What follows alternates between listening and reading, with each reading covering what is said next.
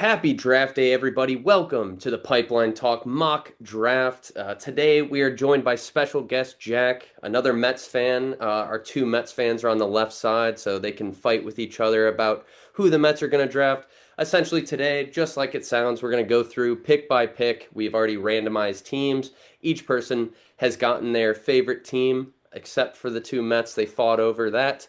But we will be going through pick by pick, seeing who we would select if we were that team.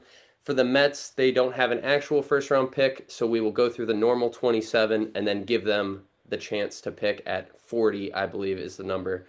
But without further ado, Jack, welcome. The four of Yeah, us are going to be drafting. Paul has the number one pick with his Washington Nationals, and he is on the clock. on the clock. I've been running just now, just looking at there's like four different names I'm bouncing around in my head. And obviously, I can't give you the signing bonus of this mock pick I give you. But I think with the first overall pick for the Washington Nationals, Paul Cubbage selects Eli Willits, Mm. shortstop, Fort Cobb Broxton High School. And It's is he interesting. the best player on the board? I don't think so. But what does he get? Oh, Jack's shaking his head at me. I'm not. You straight Jack's no. shaking his head. But you know what it does give me? Probably about 2 million in the savings with the first overall pick. With that second rounder, you get kind of cute. And that the very all the top talents in the draft, there's no clear tier above. Like even Ethan Holiday might just strike out so much and because he might be like Joey Gallo. He won't be Joey Gallo, but there's no one I feel that great about. But Eli, really well rounded, probably play short, could probably play center, good athlete, big league father, Reggie Willits. He's going to offer some good savings. He's really good a contact player. I feel good about that. And then it's me again, isn't it? Number two. Los Angeles Angels, number two. And I think you guys might know who I want here. Give me Liam Doyle, pitcher, Tennessee. I mean, Angels are taking a college guy. That's just who they are. That's what they're doing. And I mean, doesn't mean I have to, but I'm gonna I mean, he never played with SEMO, but get those two Tennessee guys on the same squad. He'll be in the big leagues pretty quick. I mean, it's not like they're winning much right now anyway, but he's a guy that'll move quick through the system. My favorite pitcher in the draft. Yeah. Who's number three? Who do we got? Three. I got the Mariners. And I think those are two really interesting picks. I was expecting you to go prep bat at one. Hmm. Wasn't expecting the haircut with Eli Willits. But because you took Doyle at two, that's who I was gonna think the Mariners were gonna want at three. I have them either going college pitcher or prep hitter. So I think I have them going Jamie Arnold. I mean, going into the year, he was sort of the consensus 1-1. A lot of people had him as the best college pitcher coming into the year, and while he didn't have the sort of year he would probably have hoped, where he could have maybe got that number one overall pick, he still had a really good year, and I think he'll really help the depth of the Mariners starting pitching because they have those top end guys, but he'll slot into a really good rotation and have time to develop. They can help him figure out kind of his command issues. He kind of, gets a little volatile. Mariners are good at Yeah. kind of fixing that up. Yeah, and if it isn't prep pitcher, college pitcher, I could see them going Ethan Holiday as he's Mm. not going above them in our mock this time. Maybe even JoJo Parker. I saw that he's been getting a ton of love at that pick. Mm. So I was in between those two, but I went Arnold Yeah. with three. Okay. Number The four. Colorado Rockies. Who do we got? Is this Yeah. Phil? Phil Yeah, Stallings? I got the Rockies. I've done a lot of my research just based on like kind of the mock drafts that have been out there so far. Um, Seeing this guy Seth Hernandez, Hmm. he's looked really good. Coming out of California, I believe. Um, I think it was last year he threw 50 just over 53 innings and had 105 Ks, just allowing 3 earned runs. I mean, those high school numbers, especially for these elite pitchers going in the draft, they're always gonna look insane. But I mean, he's got an electric fastball hitting triple digits. He's got a changeup slider curve mix. And a lot of stuff that I saw about him was his best secondary pitch was his changeup, which I think just like shows like a little bit of maturity and pitchability rather than just like firing in a fastball and a hard slider. It shows a little bit of nuance to his game. So I think that it could be a really effective pick for the Rockies, and they could make something, or I should say, Seth Hernandez can make something happen, giving him a couple years in the minors there. Yeah, Yeah, that's a good pick. I'm on the clock with the Cardinals. I might have gone Hernandez if he was there. Don't worry, Nick. You will get the picks in. You're next. I know you're sitting here 5 picks in. I'm enjoying I it. think I'm gonna end the Ethan Holiday slide here. I'm gonna end the slide at 5. He's definitely a top 5 talent in the draft, and he'll probably go number 1 to the Nats. I think it's that or 4 to the Rockies, which is rumored a lot. But I think 5 is a good spot for him. The Cardinals are pretty good with prep bats. Guys like Mason Wynn, like they've done pretty good with guys like that. So yeah, and Nick on the clock with the Pittsburgh Pirates. Finally get to pick here, but no, at number six, I really, I, I think if Seth Hernandez were to fall to that spot, it would have been a good spot for him. The Rockies have kind of dabbled in a lot of college players recently, so them taking a prep guy would be a little surprising, but not in that spot. I think the pick here, just trying to add to the pitching depth that they already have, would be an interesting move for Kate if Kate Anderson is the pick. Mm. But I really do think that the Pirates go here, Billy Carlson. I like the idea of going with another prep infielder. There's so many there at the top of the board. They've kind of used their premium picks to draft position players, and I don't think that that trend stops. Paul Skeens obviously a big exception, but a lot of their pitching between Jared Jones, even Bubba Chandler has actually come after the first round, and I think that they can continue that trend for sure. So I think the Pirates going to go out there, get another West Coast guy like Skeens, and they go with Billy Carlson from Corona, California, a Tennessee commit as well. That's the That's pick a at good pick. six. I really like that pick. I had in my own personal mock. I have the Pirates going prep bat as well. I really do think that trend's going to continue. I think that's a good pick for them. Mm. Some And people then, think that Blake Carson's one of the best high schoolers in the yeah, draft. I've seen a lot of people have him as their number one prep bat, even above Holiday. So I really like Great that. floor because he's just so good defensively. Like he's kind of a Yeah. guy, even if they can't really figure out the bat, like he'll at least stick it short, which you Yeah. can count on. You know? switching to from a really good athlete to a team with not a lot of toolsy players right now is the Marlins. At seven, kind of their trends, they develop starting pitching well, but they don't, besides the Max Meyer, they've tried their hand at a couple of guys at the top of the draft. They just don't have a lot of power at all. Kyle Stowers was not even their own prospect. They've tried to bring in some guys like that. I had on my notes kind of the best available bat, and I guess in this position, um, a guy that could be interesting for the Marlins to give him a little superstar. I'll go the shortstop from Oregon State, Avia Arquette. This is a big athlete, 6'5", 220. I don't know if he sticks at short or maybe they try to move him to third, but a guy that MLB Pipeline gives a grade of 55 on the power and a 60 on the arm. So you know that the arm could probably play at short. I don't know if he'll be quick enough maybe to stick at that position, but definitely a big body. 21 years old, just kind of an interesting play, and I think Marlins fans especially could get behind. Um, I don't know how quickly he would move up in the system, but they don't have a lot of impact bats right now in the system. A lot of their players are really young. They kind of need a college bat. So for those reasons, I'll go with Arquette there at seven. All right. And then we got the Blue Jays here at 8. And I think this is a really good spot for them, especially with the way that it's sort of fallen. Um, Ross Atkins is the guy that really heads the draft for the Blue Jays, and as of late, he's really leaned into college pitching. Alek Manoah 2019, Gunnar Hoagland 2021, and most recently with Trey Savage last year. He seems to sort of have a pretty strong trend in that area. So I have them going Cade Anderson at LSU. I expected him to go a little bit higher.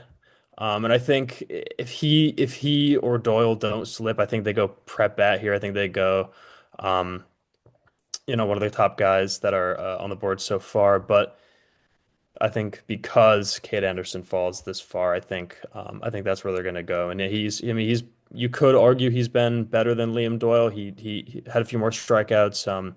He also looked really good. But I think it's really a toss between those two. But since Doyle's off the board and Cade Anderson is still there, I'm going to go with that for the Blue Jays. Yeah, I like that pick a lot. Best college arm available. And Yeah. For the Reds at 9, I think the same thing applies. If a bat were to slide any of those prep shortstops, I think that that may make sense as well. But with the board currently as it is, I will go with Kyson Witherspoon from Oklahoma to the Reds. They love their pitchers with stuff. We've seen Chase Burns, Rhett Lauder, very aggressive in the first round with kind of those power arms. I think that that's a good trend to have, especially in a division like the Central where you're going to be kind of always in it. The Cubs have just decided to not spend for the last couple of years, and that's allowed some of these teams to hang around. So if that continues, stacking as many pitching prospects as possible, I think is great strategy by the Reds.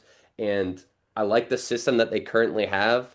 So I think that their ability to develop guys and push them through their minor league system, Kyson Witherspoon, a draft eligible sophomore, still pretty young. I think he makes sense there with the number 9 overall pick. You kind of sniped me there. I was really hoping that he was going to get here for the White Sox because I was finding a tough time trying to find sort of the trend with Chris Getz, right? He just assumed that position in 2023. They've sort of sprayed the board before him, so it really seems like a toss up. It's a tough thing to go here, but I think Merrick Houston is a guy that they're going to target here at number 10 if the board falls this way. I mean, he's been a super solid producer for Vanderbilt since he's started playing for the team. His best trait is that he's a good athlete. He's got a good arm. He's a good fielder at short, and I think he can really just provide some sort of stability for a hitting core that really doesn't have a lot of power there, both on the MLB team and the minor leagues. I think their Colson Montgomery experiment hasn't gone the way that they wanted, so I think Merrick Houston provides them a floor that they can really sort of set their base at and try to move forward with the rebuild. Yeah, we got to see Merrick Houston against Tennessee as well. Didn't have great at bats, but just in that regional in general, I think was very impressive, both with the glove and with the bat. Definitely an interesting prospect. I agree, though, the White Sox don't really know what they're doing. I don't think they know what they're doing. Um, Yeah. if the board falls this way, kind of what you were describing, and that best available player isn't there, we might see something crazy. But speaking of teams with crazy kind of drafts recently, we turn to the Athletics, not the Oakland Athletics as they were formerly known, but the A's at 11. Kind of the things that they need impact players. The system has been bad. They call up whoever they got at the AAA level, speed everybody up there. Half their roster, unfortunately, I've not really heard of, and they Except Dustin seem Clark, is a monster. he's He's a been monster. very impressed. I saw that catch earlier today. They're showing it all Yeah. over MLB Network. Very exciting. Yeah. They can get pitchers to the MLB level, I think, pretty quickly, but they've kind of struck out with some of these first round picks recently.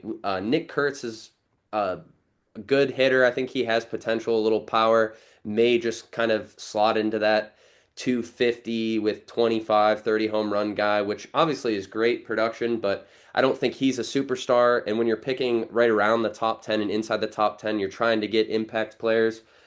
They have a lot of older prospects as well, so it's a system that's not really just filled with talent, especially young talent. So in my notes, I said reach for an underslot. I don't even know if I want them to do that at this point. The pick that makes a lot of sense, and maybe it's a little more Tennessee bias, but I will have the A's selecting Cruz Schoolcraft here at number 11. He's a 6'8" pitcher, Also flashed two-way potential though, but I believe his potential is going to be on the mound. Like I said, 6'8", 229, can reach back and grab 97. There's a lot more room, I think, in that frame for him, but 60 grade on the slider, 60 grade on the fastball, can also throw a pretty good changeup as well. If they can find him a fourth pitch and kind of give him that, it looks like maybe a two seam is in there. I think he makes a lot of sense. Just getting a young, talented player to get this fan base excited about, I think, is the play. Similar to the White Sox, though, we'll see what the A's do. I would not be surprised if it's a guy that's projected outside of the first round and kind of follow the underslot, like I said. But we'll go Cruz Schoolcraft there at number 11. I really thought you were about to go Gavin Keelan. I was so sure I was as soon there. as you said the Tennessee part. I was like, I knew I was it. thinking I was thinking either Keelan or Fisher. I think Fisher could be an interesting pick here for them. He's a super Mhm. low. I mean, he's a great, a great producer. He's got great plate discipline, and it could really, sort of give them an easy win, a high percentage shot, um, at a point where they're not doing very well. To number 12. Who's got? Yeah, so I've got the Rangers at 12. Just looking at the prep at Steele Hall. He was absolutely mashing all season for his high school. I think he's just like from what I've gathered, he's a very athletic, quick, twitchy kind of player. Which I mean, just can you can kind of mold that kind of player into whatever you want. And obviously, the bat is there. He was batting slashed. He hit 484 with a 871 slugging. He also had an on base of 554. So I mean, like I said, the high school numbers are often inflated, but like getting on base at 554 is kind of nuts. He has a little bit of a immature, not super like toned approach at the plate, but I think like with them having their middle infield kind of set and some young guys behind them a little bit, they don't have to rush him up or anything like that. So I think that drafting him there would give them a lot of like a nice athlete to build to kind of mold and give them something to look forward to the next few years. And he's also another Tennessee recruit. So obviously there's something good there if he's I didn't even know. looking to come to Tennessee. Yeah, he was. He's also, I believe, one of the youngest guys in the draft. He was a reclass guy, so he won't be Yes. Mhm. 18 until after the draft. And I know some teams won't look at that like super deep. Probably more on the flip side if a guy's a little older for the draft class. But something to point out too, I think he's one of the youngest ones. So, but I like that pick at 12. Do we I want think to I do we was. I want to think rank that's. I think the Rays also are a big team for him. I think if he doesn't go before this, I think he's almost a lock to go to the Rays. He's exactly the kind of guy that they want to play, fast and young. I mean, it's really good for their models. Mhm. Cool. yeah.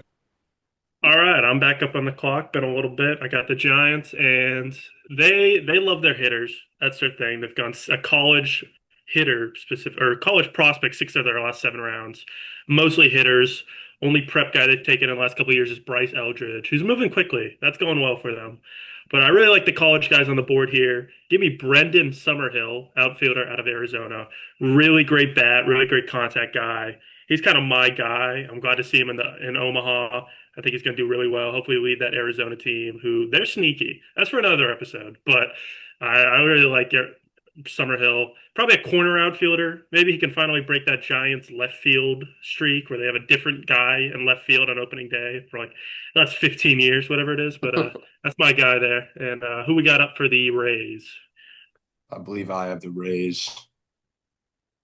So I had make sure I had been taken. Yeah. I had the Rays taking Case and Cunningham. Um he's just been like a super great hitter. He's been like a very athletic hitter, very consistent hitter. Which I just think gives him a bit of a higher floor. Just just the pure hit tool is just fantastic. Great hand eye. So I think that'll get him through the system a little bit quicker to start with, but he may not hit for as much power. I saw him getting like compared to Jet Williams, just like his overall build and stuff like that. Um, and Williams is drafted, I'm pretty sure, in the same spot by the Mets 3 years ago. So um, it just kind of seems like a good fit um, for the just like as far as like taking one of the better players available off the board.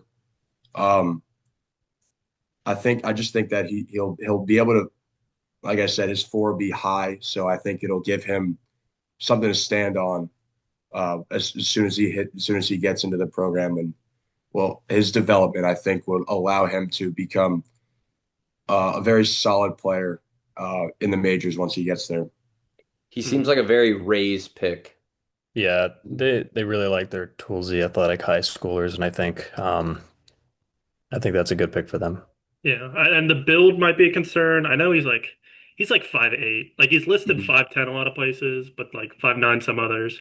He's Yeah, but he can hit. He can really hit, and they might not even be scared by that. He's a pretty good defender, all things considered. So I think they won't Yeah. be too scared. He might have to move to second just because he's not very rangy, but I think I like that pick for them. And then I'm up with the Red Sox at 15. They love their position players. Last six first rounders have been position players. They kind of just let the board fall to them usually. Like Kyle Teal 2 years ago kind of fell in their lap. Braden Montgomery, it's kind of their thing. So here, I don't think there's one clear guy that's kind of fallen down this board. But give me Gavin Feen or Ian. I think Feen's more fun to say. Great Oak, California. Probably a third baseman. Really good guy that like analytics guys love him. A lot of analytics guys I follow, huge fan. And he's been kind of weird because last summer, playing all the top high school tournaments, all the top competition, he's one of the best hitters. I mean, he stood out. People loved him. That's kind of why analytics guys love him. That's kind of their Super Bowl, is like those couple weeks in the summer. Like that's the only time they get the good numbers. Hmm. And then this summer, playing worse competition, or not this summer, this spring, playing worse competition, he's been kind of bad. Or not bad, but he's just kind of been all right. So he's really just kind of confusing. What is he? If he can't hit against bad competition, but he's one of the best against the best. Who knows? So that kind of prevented him from climbing into that top 10 this year. But I think that the Red Sox, they're kind of analytically driven. They're gonna see that. They're gonna see, he's built. He's put up good numbers, good exit velos. They won't be scared. They're pretty good at this kind of stuff. They think they could probably figure it out. So I think that'll be their guy here. And I think there's a good chance this happens in real life because I don't think he may go right before this, but not top 10. Yeah. When you they've done a said, really yeah, the Hmm. Sox specifically. They've done a really good job high school scouting specifically last few years. when you Yeah. said Gavin Paul, I thought maybe you were going to go with Gavin Keelan. Keelan, The that We're all would make just waiting for sense. Gavin Keel to come off the board, aren't we? yeah, just All of waiting. us are so geeked out to get to do it. One of us are going to do But the Twins are up next at 16. They will not be taking Gavin Keelan. The Twins I have down as best available college bat. I definitely believe that in the last 10 years, they've only taken two pitchers in the first round, and they've taken a lot of college bats recently. Some of them have panned out, some of them they're still maybe waiting on, but I noted they also have pretty good catching depth in their system. Not quite at the major league level, I would say, but more just throughout the prospect ranks as I was doing some research. So a guy like Ike Irish or the North Carolina catcher whose name is escaping me, Luke Stevenson, may be in play here. But instead, I have them taking Jace Laviolette. I think big it. power hitting outfielders kind of fit the mold there in Minnesota. You got the shorter kind of box and right. He can kind of man that outfield. Definitely more of a corner. I know he was playing a lot of center with A&M, but at 6'6", 230, just a big guy. I think this is kind of probably his ceiling in terms of where he gets selected. He's probably more of a mid to later first round pick, even though some have him slotted right around this spot. Uh, but I like Jace Laviolette there with Minnesota. And then it's time, guys. The Chicago I knew Cubs it. are now on the clock I at know who he's number taking. I know who 17. he's Yeah. going to do. We could go so many directions here. The Cubs system, I know it very well. Some of the notes that I've definitely put down are that we have uh, only selected one high school player in the last 10 years. That's Ed Howard, who is actually from Good. Chicago. It's a Very good pick. interesting draft as well because the White Sox took Garrett Crochet that year, and he was kind of linked to the Cubs. I know it's a few years ago now, but that's who I really wanted the Cubs to take, being from Tennessee, but also just a guy who shot up boards.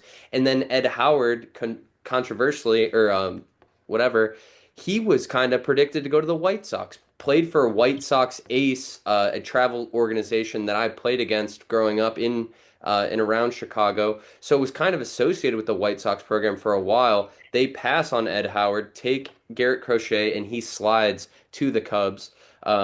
Has had some injury issues, but he is the only high school player that the Cubs have taken in the last 10 drafts. We are kind of missing power in our system, and we just need more pitchers. Homegrown pitching has been a very big problem for the Cubs, and as much as I would love to take Gavin Keelan, and I've talked about it on so many podcast episodes that we have done, I think the pick here, and a lot of Cub community members, I think, agree, and he has just been linked to the Cubs. But a pitcher out of UC Santa Barbara, Tyler Bremer or Bremer, I think Bremer sounds right. Bremner, I think. Yeah, it's Bremner. 6'2", 190, huge strikeout numbers this past year. He had his first 2 years at Santa Barbara and kind of was a starter, then a reliever, then back to starting. But this year in 2025 has been in the starting rotation, averaging 95, can touch the upper 90s. Great slider, says it has gyro type shape, but a guy that just has strikeout stuff, similar maybe to a Cade Horton that we've been attracted to, that kind of pitcher in the past, a guy who has burst on the scene late. Tyler Bremner has a ton of helium right now and is kind of shooting up draft boards. The Cubs like to get weird as well, but I think that it's a safe pick. We need more arms, and I think that that maybe is the direction they go. So Tyler Bremner from UC Santa Barbara for the Cubs at 17. Analytically, I know he does profile very well, at least when it comes to just like stuff and stuff plus. If you look at some of the data on his pitches, he's one of the standout guys, and I think that's a really good pick for the Cubs, who sort of need some pitching. At least, we can see at the major league level that pitching is sometimes a little shoddy. To number 18, whoever has that. Yeah, I've got the D-backs, and just kind of playing it safe in my own with my own research. I had them going with I'm gonna butcher this, but Wahiwa Aloy from Mm. Arkansas. Um, I mean he's obviously Golden Spikes finalist right now. Um, he's made a huge jump from Sacramento State to Arkansas and led the team in his sophomore year in home runs and RBIs, and then just took another giant step forward this year, slashing 348, 433, 668. He has 39 extra base hits, 20 more homers. I mean, just a great bat. Goes that he can hit it squarely all over the park. It doesn't matter where it's going. He's gonna crush it. Um, and I mean, the defense is okay, but he's had experience with other infield positions, so I don't think the defense would be too much of an issue considering how much he's grown as a player over the last few years. And I think that he'll 100% be able to build around too. But I mean, if Gavin Keelan's still on the board here too, I just think similar players. You never know. Maybe they go. Maybe Gavin Keelan goes before Alloy, but I had them taking Alloy, so I'll stick with that. Mhm. At number 19, which is funny because I didn't have a few picks to start, and now I'm already done at nine. This is my last pick here at Oh wow. 19. But the Baltimore Orioles are a very interesting team where they're at right now. They picked a lot in the top five, got a lot of talented, toolsy players over the past couple years. This will be their third time, I believe, picking after number 17. So kind of a different approach here to the draft. But the Orioles have taken college bats in five of their last six. A lot of their arms, when they have selected them, have been high school arms. I don't think it's the spot right now for that. And they like toolsy guys, guys that are going to either hit for power. They took Enrique Bradfield last or a couple years ago. Obviously, the speed and defense, and if they could get that hit tool, he becomes a solid center fielder of the future. But the Baltimore Orioles here, I will have them taking a Tennessee Volunteer, but maybe not the one that you were thinking of. Gavin Keelan doesn't make a whole lot of sense with their infield prospects that they have, and maybe Andrew Fisher doesn't either, but that's the pick I'm going to go with here. Andrew Fisher at number 19. I know they're very excited about Kobe Mayo, but adding another left-handed bat into that influx of position players, I could see it happening.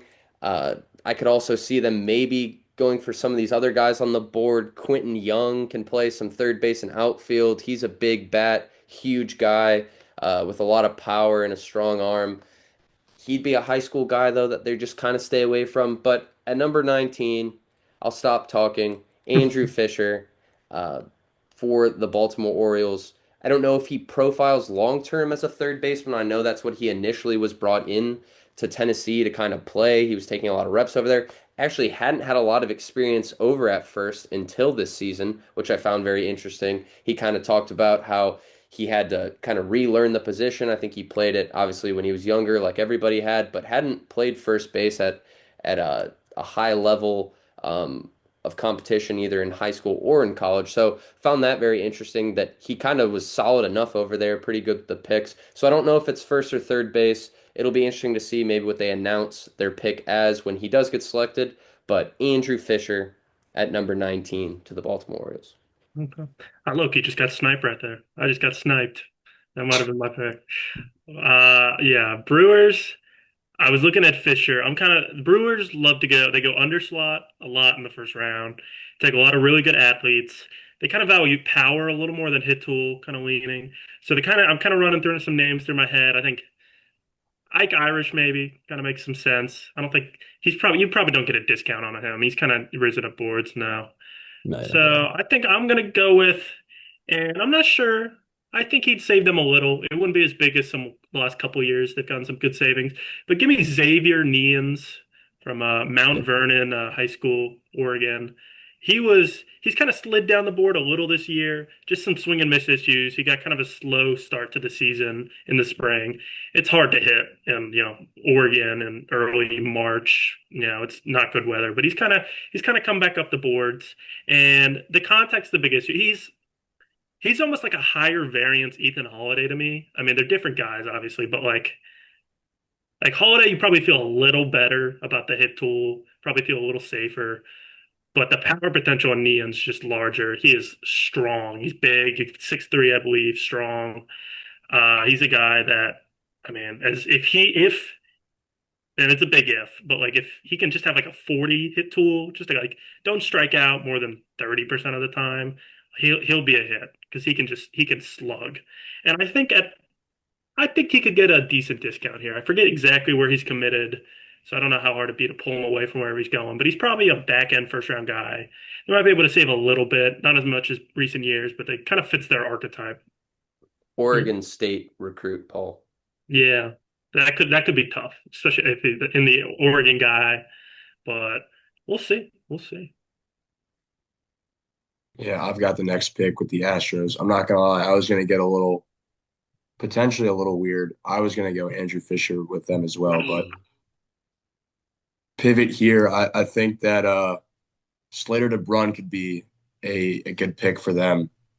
Um, they've kind of over the last few years been focusing on up the middle guys, just like athletes that they can kind of play wherever. So I think he could be a good pick for them. Once again, a bit of a smaller guy, but Really good defense, super fast. So I think that just like he's got a pretty good hit tool. So kind of maybe not so much in the power department, but I think he could be kind of like a one of their like a little bit of like a Jose Altuve-esque replacement hitter, maybe a little bit less power, a little bit more hit. But I think that he could be a good pick for them there. It kind of fits what they've been doing in the past a little bit. So Good pick. I like DeBrun a lot. I mean, it's kind of lazy to comp him to Corbin Carroll. They're both kind of from the Yeah, same area, both undersized outfielders, but he's legit. He's legit. he's a And good pick. I'm up at 22, I believe, with the Atlanta Braves. They love their pitching. Six straight first rounds have been pitching. Doesn't mean they have to do it again, but I'm just going to keep betting on that trend. And I think the guy for me here, there's a couple names I like, but I think the guy that's just going to stand out for me is Patrick Forbes out of Louisville. Get to see him this week, starting, first game in Omaha against Oregon State. That'll be a fun matchup for him. He's kind of had a weird season. He had a 4.36 ERA in 14 starts this season for Louisville, but had a 3.25 FIP, had a K per nine over 14. I mean, the stuff was legit. He was playing really well in the Super Regional, pitching really well. I think he's a guy that the Braves, I don't know how fast he'd move through his system. He's got a really good fastball, sits about 96, 99. It's kind of the secondaries that'll use some work, but I mean, it's kind of what they love. They love their high school and college pitching. I'm sure there's some high school pitchers that would fit in here too. But I think give me Patrick Forbes. I was not expecting that pick, which is good because I get to take JoJo Parker. I think JoJo Parker's Okay. been wildly underappreciated in this mock draft. I'm surprised. I was thinking about taking him at 10 with the White Sox if they weren't gonna go in the college route. He's been seeing a lot of helium and a lot of drafts recently, and I think for good measure. I mean,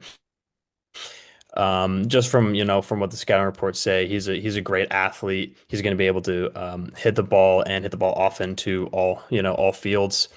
And I think, at this point, he probably won't.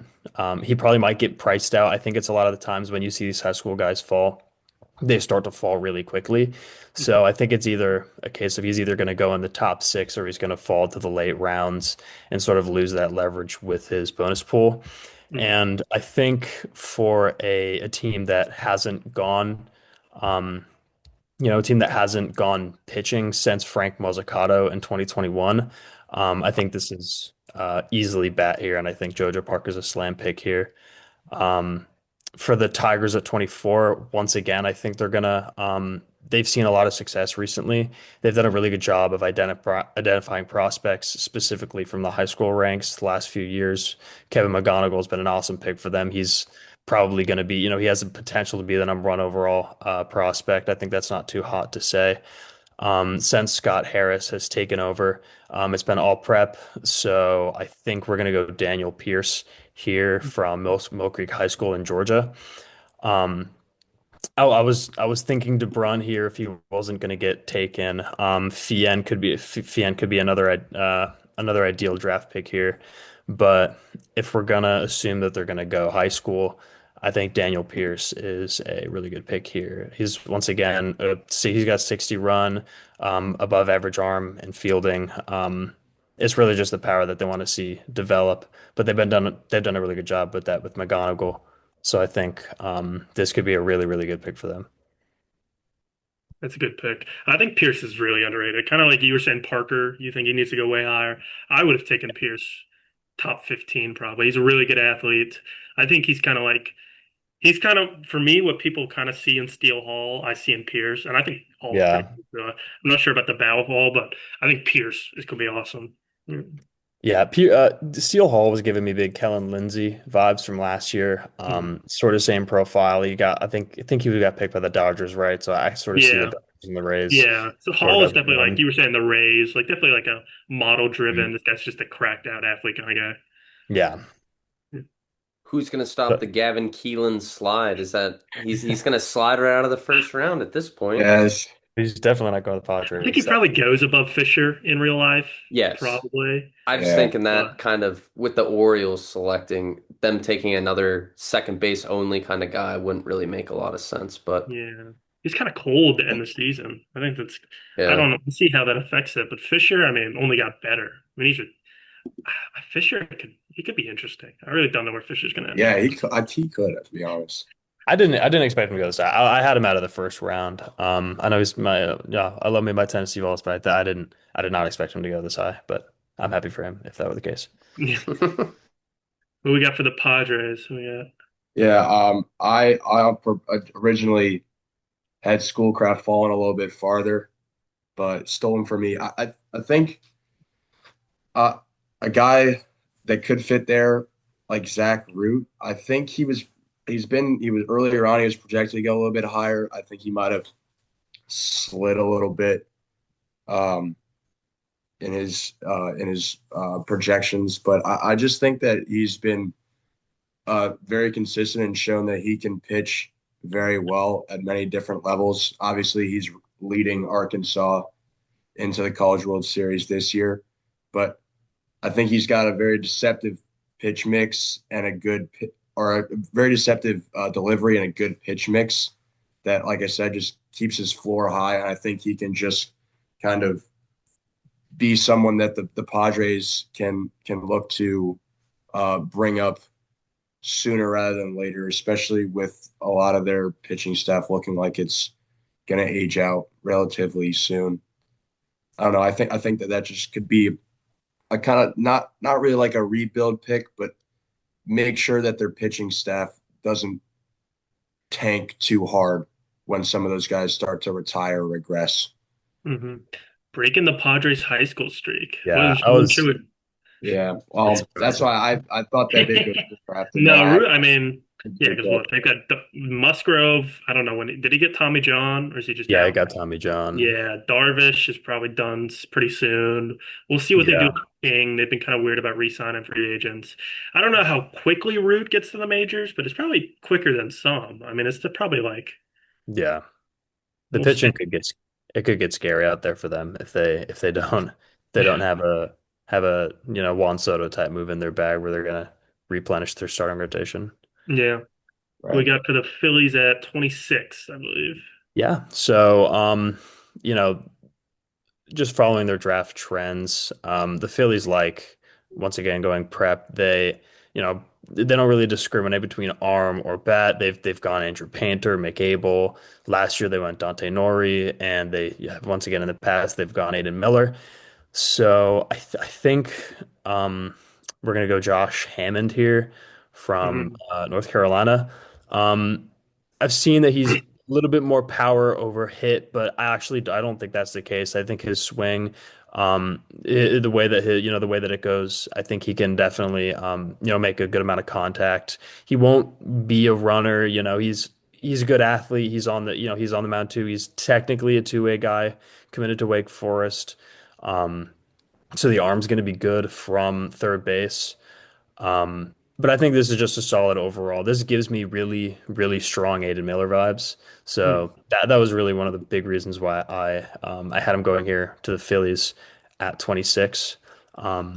If Schoolcraft is here, I think he goes off the board, and maybe Fien also if he's here. Like those guys, I think can sort of go anywhere in this run where we think anywhere from the Royals to the Phillies are all going to go high school. So. Yeah. I also have the Guardians at 27, and this is going to be the last pick of the draft, at least the first round, because of the Mets, the Yankees, and the Dodgers sliding out of the first round because they're too rich.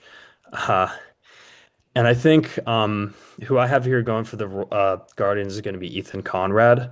Um, Mm. they always they're known to take a model driven approach to their draft decisions. They're trying to plug guys from the younger side of the aging curve. So I think Conrad makes sense here as he's been able to produce in college. I think we've all seen that he Hmm. can be a productive player in a big in a big league. The ACC is no joke. And he's at the moment he's 20, and I'm pretty sure he's going to be 20 starting the draft. So I think he's maybe not exceptional anywhere, but he's gonna hit, he's gonna run, and I think he could play a pretty good outfield. He entered the transfer portal today. I don't know if y'all I, saw that. I was I'm gonna not. say, I don't I think didn't I he'll. didn't see. He's draft bound. I mean, he's probably. I don't think I don't think that's gonna matter. Mhm. And to enter the draft portal though. Unless maybe he's getting Interesting. some indications that he might not. Yeah, like how would you feel like Say that if again? Gavin Keelan entered the portal and like he's getting drafted, like he won't go play anywhere else, but you're just like, damn, like I why'd he think be it's a there? little, I think it's a Be little known as a different, but like Gavin Oh yeah, Keelan's a I guess I don't know junior. the situation. His season got ended early at Wake. It's Yeah. maybe an insurance. I don't know what's going on at Wake, I, th but if I think he's that gonna could be be, insurance. I think it could be insurance because Mhm. yeah. I think this would be a great pick for the Guardians. So if he's tenable to be drafted at 27, he would it would be very foolish, I think, to pass up on that spot. Maybe a Yeah, little leverage. He commits to a big name program and says, Yeah, "Well, if you're not going to give me the Maybe. number I want," but I'm uh, thinking. but I agree. I think that he definitely gets picked, whether it's here, maybe in the second round, and someone can reach his number. I think it's interesting though. We talked about him a little bit in one of our last episodes, but he's 6'3", played primarily center field. I don't know if he can stick there or if he's more of a corner guy, but the bat definitely plays. He was off to a very hot start this season before the injury. Definitely an interesting pick. I'm glad you brought that up, and he very young as well for the spot. So it'll be interesting to see who takes him and kind of where they Yeah. want to play him and what they have to pay him. So yeah. And if he wants to go back to school, I know a great school that just had a center field spot open up. there you go. So, That is true. That is true. but do we want to just skip to the Mets pick, kind of? Yeah, we're We doing the won't Yankees even, and yeah, doing the pick Yankees and whoever. Dodgers, right? Let's not. We don't have to, remove any props. We'll just assume. We'll just say the draft's weird. So the best player available falls right here. So well, yeah. All right. I kind of was just basing it off of like the actual spot. Mm-hmm. Yeah, Um, that's what I'm doing too. That's him. um, I I think we talked about it once on one of these episodes where we were talking about some of these college guys, but I think that Marcus Phillips could be a fit for the Mets. I just think that his stuff is very very strong, very effective. I think his main issues so far has just been a little bit of like control consistency. Hmm. And I mean the Mets, like we've talked about, have pumped out pitchers through the minors like nobody's business last couple of years, just like Hmm. getting them, pushing them up through, and they're they're really effective. So I think that Marcus Phillips could kind of hit the Mets lab and really show, really take a big step forward. Um, I mean, he's been taking steps forward the last 3 years. His freshman year, he started in JUCO, and then he ends his college career, or looks like he's going to end his college career as the number two starter behind arguably the best pitcher in college baseball this year, Liam Doyle. So it's like the growth the last 3 years has been tremendous, and I think there's still room to grow. And with a pitching lab like the Mets have, I think he could really show that growth. So I think he would be a great fit for the Mets. Yeah, it'd be really interesting to see. I spend, admittedly, probably too much time thinking about who the Mets are going to draft every single year. Especially at Um, 38. I mean, I think it's really interesting. I've Mm, seen I've seen a lot of not high school. I've seen a lot of college outfielders to connected to this pick. But I think at 38, kind of everything is available for them. I definitely think they're going to go college. I was thinking Marcus Phillips as well. I think that would be a really good pick for them. I'm really interested to see what happens. I think picking at that spot is gonna really force them to make a decision on what direction they want to go. yeah. Phillips is a guy that reminds me. I think we brought it up on a couple pods ago. He reminds me a lot of just Brandon Sproat, like a hard throwing SEC guy. Yeah, The results weren't always great, but you always just kind of saw him. You're like, you could tell like that's big league stuff. But he was never yeah, really putting it together. You're like, oh, if he gets to the right place, like it's gonna work out. That's kind of what happened with Sprout. It's worked out. It's been kind of weird this year with him. You know more than me, but a kind of bad start, right? yeah. He had a bad start, and I think, well, I mean, just anecdotally, he faced that Woo Sox lineup, which was stacked with Marcelo Meyer and Roman Anthony. He faced that lineup like 3 or 4 times. Yeah. So yeah, his stuff has been down. The fastball is just not good. I mean, Mhm. I love me some Brandon Sproat, but the fastball is not good. And it's he's seen some velo ticks. I could talk a lot about him because he's a Yeah. great player, but I think he's been sort of supplanted. But I hope that the Mets, you know, bring in Marcus Phillips because I think he could actually turn out better than Sprout. Yeah. Yeah, I saw him getting Phillips getting comped to Kumar Rocker a little bit too, which Hmm. obviously the Mets try to draft him. Oh, So word. I mean, similar player profile. It kind of seems like it's lining up that Phillips could go to the Mets, which Yeah. like you said before, love me some volunteers. I'd love to see those Yeah. guys You got to get in there. you got to get a jersey on draft day, even if he's just useless as Oh a, yeah, even if he Yeah. burns out at like double A, like Hmm. That'd be fun. yeah. Yeah. maybe like Marcus a rare bar Marcus pull, Phillips Mets Marcus jersey Phillips till I Mets die. jersey. Yeah. I'm gonna go really quick between these Yeah. Yankees and Dodgers because we have no idea what's gonna happen. They're picking at 39 and 40. Mhm. I can't really, we've sort of had a good flow of players on the board, but I do want to talk about my second favorite college team. Go Chanticleers. The Coastal Carolinas has been awesome Hmm. this year, and I think Caden Bodine could be a really interesting pick for the Mhm. Yankees. Well, it seems like they're set at catcher. I don't think that they would be unhappy with having someone like Bodine, being Robin to Austin Wells' Batman. Caden Bodine, he's a phenomenal framer behind the plate. Um, he's a switch hitter. He's not an athlete, but he can really hit. And I think, having a guy that's able to go from both sides behind the plate, I think is really interesting. And I think the Yankees sprayed the board, but I think they could see the value in a guy like Caden Bodine, framing pitches really well for their pitching staff. Mhm. What do you think Um, it'd be an issue if ABS is coming soon? Does it kind of negate some value? I mean, it's hard to say, but it seems likely, at least within the next 2 years, we'll see it. It's like that's true. that's kind of But if hard to like in advance, like when you're like if you're Yeah. like Yeah, Play. you really like them to like in advance be like if in 2 years that's there's going to be true. an issue, but And I think the ABS is going to be just they have the challenge system, right? It's not going to be just full yeah, on. Yeah. yeah, So, there might be 1 or 2 calls a game that he doesn't get, that he doesn't get for the team. hmm But I also think if it's not Bodine, it might be Alex Ledis, the other Golden Spikes finalist. hmm Yeah. And it Finish never us Yeah, hurts out to just here. stack catcher. I was going to say the Yankees and Dodgers, they just stack catchers, and then right. if you can't, if you don't want to put them over your guy, Will Smith, Austin Wells, they get Yeah. traded. They just trade him Even for, in like and sometimes they they don't even got, work out. Like we got Keibert Ruiz for Max Scherzer and yeah, Trey Turner, and he's they got, terrible, but like they they made him look got, good just long enough, just long yeah, enough. the Yankees got a good pitcher in Elmer Rodriguez Cruz for Carlos Narvaez. So like if Yeah. catching is scarce. So if you can pump out those guys and flip them, that's good. And finally, I think for the last part of the draft, I think this could be an interesting pick. I think the Dodgers could go Jack Bauer. Um, Mm. Mm. I think they're going to go the high school route. That's what they seem to do.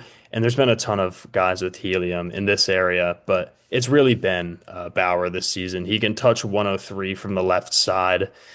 He's struggled to get his command in check. His mechanics aren't clean. I think they could be even more optimized, and I think there's no better spot to go for the Dodgers there. They can fix his issues, and while that is quite scary, having the Dodgers have a lefty going 103, I think just process wise, that's a phenomenal pick for them in the Mm. 40s.